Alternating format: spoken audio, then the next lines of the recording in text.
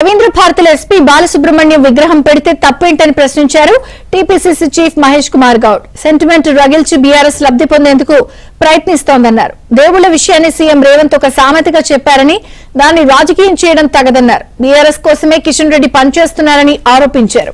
HILT policy ద్వారా హైదరాబాద్ లో సామాన్యులకు భూముల ధరలు అందుబాటులో వస్తాయన్నారు. కేసీఆర్ కుటుంబం అవినీతికి అలవాటు పడిందని, అందుకే కాంగ్రెస్ ప్రభుత్వం ఏం చేసినా అవినీతి అనే ఆరోపణలు వారికి అలవాటుగా మారిందన్నారు మహేష్ గౌడ్. బాలసుబ్రహ్మణ్యం గారు గొప్ప కళాకారుడు, గొప్ప గాయకుడు. వారికి కూడా ప్రాంతాలు, కులాలు, మతాలు అంటిస్తే ఎట్లా?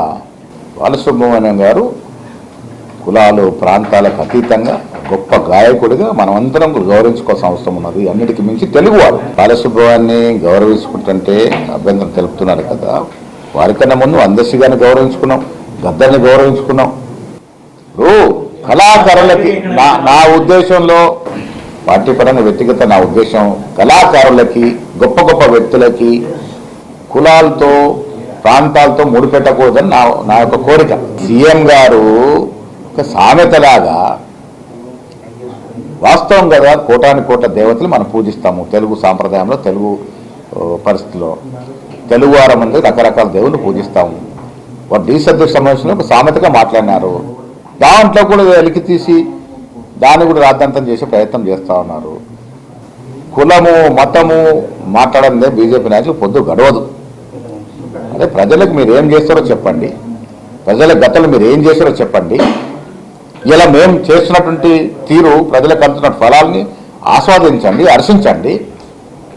అసలు అభివృద్ధి గురించి మాట్లాడరు. పొద్దున్న లేస్తే కులాలు, మతాలు ఏం చేస్తాయండి?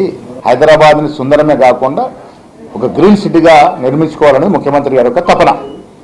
దీంట్లో భాగంగానే హిల్ట్ తీసుకొస్తే దాన్ని ధారాకాలుగా విమర్శించి, ఇప్పుడు కేటీఆర్ గారికి విమర్శించే అవకాశం ఎక్కడిది? మీరు 10 ఏళ్ళు యథేచ్ఛగా హైదరాబాద్ రాష్ట్రాన్ని అమ్మేసుకున్నారు కదా. పొల్యూషన్ ఫ్రీగా మారే అవకాశం ఉందన్న ఒకటి ఉద్దేశంతో, దూరదృష్టితో తీసుకొచ్చినటువంటి పాలసీది. దీంట్లో అవినీతి జరిగిందని, జరుగుద్దని రకరకాలుగా విమర్శించే ప్రయత్నం చేస్తూ ఉన్నారు.